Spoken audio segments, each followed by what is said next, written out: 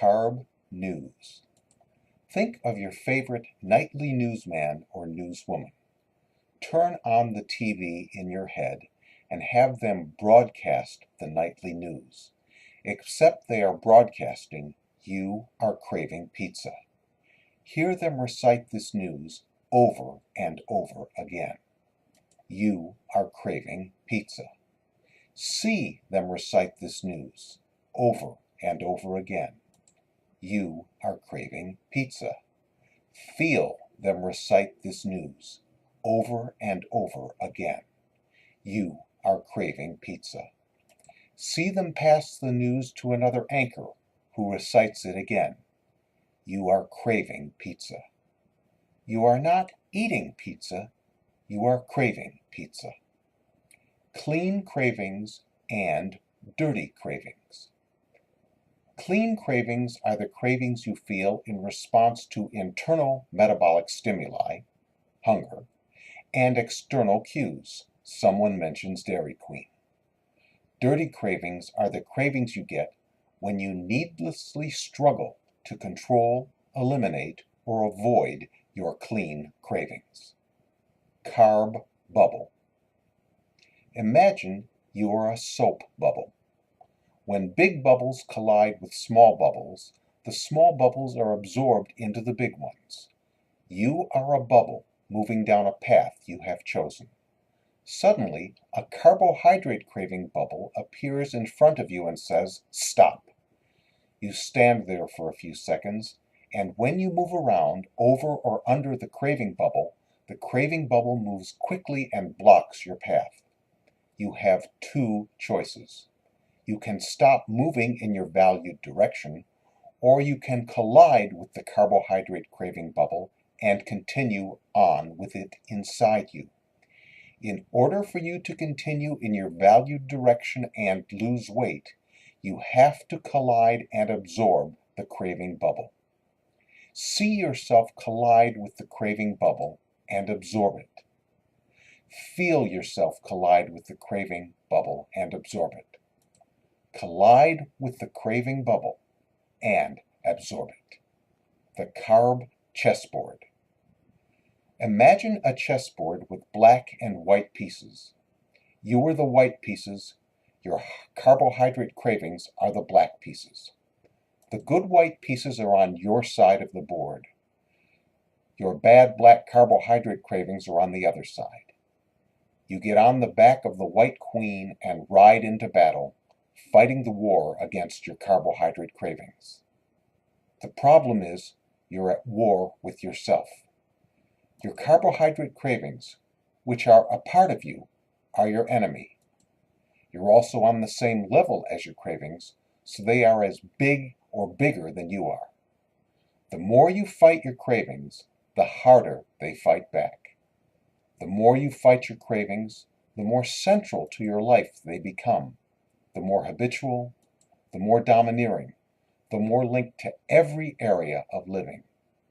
If you knock your cravings off the board, you think you can eventually dominate them. But your cravings keep coming back. Every time you knock a craving off the board, two come back. You can't win as long as you're fighting, because cravings keep coming. When you're on the back of the white queen, fighting is your only choice, because your carbohydrate cravings seem life-threatening. Living in a war zone is a lousy way to live. But you are not the chess pieces. You're the board. Without the board, the pieces have no place to be. The board holds the pieces. If you are the pieces, the game is important. But if you're the board, the war doesn't matter. As the board, you can see all the pieces. You can hold them. You are in contact with them. You can watch the war, but it takes no effort. Carb balloon. Imagine you are an expanding balloon moving down a path. At the edge of the balloon are your carbohydrate cravings. At the edge of the balloon is also the zone where the question is asked, are you big enough to have these cravings? No matter how big you get, you can always get bigger. When a craving comes to the edge of the balloon, you can say yes or no to the craving. When you say no to the craving and push back, it takes energy and you get smaller. When you say yes to a craving and don't fight it, you have more energy, so you get bigger. Cravings keep coming. Expand and incorporate your cravings and keep moving forward. Diet Garden. Imagine you selected a spot to plant a garden. You worked the soil, planted the seeds, waited for the seeds to sprout. A few weeks later, you notice a spot across the road that looks like an even better spot for a garden. So you pull up all your vegetables, you go across the road and plant another garden. A few weeks later again, you notice another spot across the road that looks even better. So you pull up all your vegetables again, go across the road, and plant another garden. Some things grow quickly, but other things take time and dedication. You can't work a garden if you pull up your stakes again and again. Gardening is hoeing when weeds show up, without pulling up stakes. Dieting is not eating carbohydrate when cravings show up, and moving forward. Diet jumping. Dieting is jumping. Jumping is leaping into space and letting gravity do the rest. You can't jump across a stream in 2 steps. To cross a stream, you've got to jump from the beginning. In order to lose weight, you've got to jump. Craving hunt. Go looking for your cravings. See if you can find them. Call your cravings to you. Talk to them. Find out what's going on in your relationship with your cravings. See if you can negotiate a different relationship with your cravings. Examine the contract you have with your cravings when they surface. You can't stop your cravings from showing up, but you can stop fighting. Passengers on the carb bus. You're the driver of a bus. The passengers are your cravings. The passengers are very big, very ugly, and very strong. There's your pizza craving, your ice cream craving, your bagel craving, your chocolate craving. The passengers are noisy, loud, and out of control. Your craving passengers come up from the back of the bus while you are driving. They scream at you, taunt you, torture you. You've made a deal with your cravings. In exchange for the bus ride, most of the time they will stay scrunched down in the back of the bus so you can't see them. But every so often, your cravings come up from the back of the bus and bother you. You can stop the bus, push your cravings back to the back of the bus, or throw your cravings off the bus. But your cravings keep coming back from the back of the bus to bother you. Stopping the bus doesn't help. Throwing your cravings off the bus doesn't work either. They keep coming back. Keep your hands on the wheel and drive. Carb album. Imagine you have a scrapbook of your carbohydrate cravings. Flip through the album. Flip to a strong craving for chocolate or ice cream or pizza or whatever. Look at the craving. Put the craving on every page of the album. Flip through the album slowly, page by page. Every page is the craving. Allow the craving to be there. You can't rip it out of the album. It's there. Once you've tasted chocolate, the craving is there. So flip through the album. Allow your cravings to be. Carb soldiers on parade. Imagine there are soldiers marching out of your ear, down in front of you, on parade. The soldiers are your cravings. Watch the parade of your cravings go by. Pick a craving. All the soldiers are the craving. Watch the parade of your craving go by. It doesn't stop. Don't join the parade. Let the parade of your craving go by. If the parade stops or you join the parade, rewind the tape. Go back in time, return to the reviewing stand, and watch your craving go by. Watch the parade of your craving go by. Watch your craving. Let it be.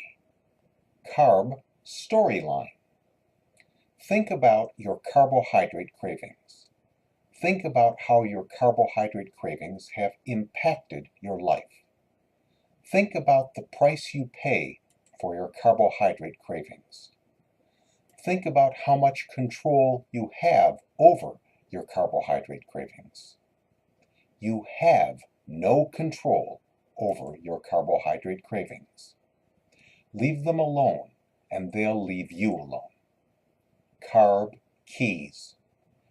Imagine putting your keys on the table. Your keys are your carbohydrate cravings. One key is your chocolate cravings. Another key is your pizza cravings. Another key is your bagel cravings. If you leave your keys behind, you can't start your car, you can't get to your house, you can't even get in your house. If you pick up your keys, you can get into your car, you can get to your house, and you can get in your house. But you take your chocolate, pizza, and bagel cravings with you. When you pick up the keys, you can go in any direction, but you take your cravings with you. And new keys keep appearing. Milkshake cravings, hot dog cravings, M&M cravings. You have to carry your keys to get where you want to go in life. Pick up your keys, get in the car, and drive. Tin can carbs. Facing your cravings is confronting a giant monster made of tin cans and string. The 30-foot monster is almost impossible to face as a whole. But if you disassemble him into the cans and string and wire the monster is made of, each of these pieces, each of your cravings is easier to deal with, one at a time. Think of the last time you had a pizza craving. Pizza craving is just one can in the assemblage. See if it's possible to drop your struggle with the craving. Your goal is not to like craving pizza, but to crave pizza and let it be. How does it feel not to fight your craving? Drop any defense or struggle with your craving. Observe it. Let the observer you, the part behind your eyes, just be with the craving. Watch the craving from behind your eyes. Look dispassionately at the craving. Acknowledge the craving like you tip your hat to a person on the street. Don't struggle. Stop fighting. Carb numbers. I'm going to tell you 3 numbers to remember. It's important that you remember the numbers because a year from now, I'm going to ask you what the numbers are, and if you remember the numbers, I'm going to give you $1 million. Remember the numbers because this is important. The numbers are 1, 2, 3. Don't forget the numbers because if you do, it will cost you $1 million. Now, I lied. There's no $1 million. But the problem is you're going to carry around for months or years or maybe for the rest of your life that I told you to remember 1, 2, 3. The numbers are in your head and they're not leaving. Your nervous system works by addition, not subtraction. Once stuff goes in, it's in. Like the first time you ate a Dairy Queen or a Hershey bar or a bagel and loved it. That's not going away either. Cravings are thoughts caused by past experience and internal metabolic processes and external cues, like when someone is eating M&Ms. You can't control when Dairy Queen or Hershey bar or bagels are going to pop into your head. You can't control when someone says M&Ms. Once you've tasted M&Ms, it's over. Keep your hands on the wheel and drive. carb struggle switch. Imagine you have a carb struggle switch in the back of your head. When it's switched on, you struggle against your carbohydrate cravings. When it's switched on, you try to get rid of, ignore, and avoid your carbohydrate cravings. When your struggle switch is on, you have to get rid of your cravings. Here are my cravings again. Why do they keep coming back? How can I get rid of them? Oh no, my cravings are getting worse. When your struggle switch is off, when cravings show up, no matter how unpleasant, you don't struggle with them. It's not that you want cravings. Cravings are unpleasant. But when your struggle switch is off, you don't waste time and energy struggling with your cravings. When your struggle switch is on, it's an emotional amplifier. You make your cravings worse by struggling with them. When your struggle switch is off, cravings come and go over time without the fight. Imagine you are craving Dairy Queen or whatever. On a scale of 1 to 10, give your craving a number. Now, your struggle switch also has a dial on it. 10 is full out, struggle. I have to get rid of this craving. 5 is the halfway point, tolerating or putting up with your craving. 0 is no struggle at all. I don't like my craving, but I'm not going to waste time struggling. You can turn the struggle dial up and you can turn the struggle dial down. Turn your struggle dial down. Or better yet, turn the struggle switch off. Carb bike. You can bicycle from New York to California on a rickety old bike with bad tires, a worn-out seat, and a bad gearbox. The bike will get you to California, but what condition will you be in when you arrive? There are better ways to make the journey, plane, train, or automobile. When you fight or resist your cravings, you're on the rickety bike. When you allow your cravings to be, without a fight, you are off the bike and arrive at your destination in much better condition.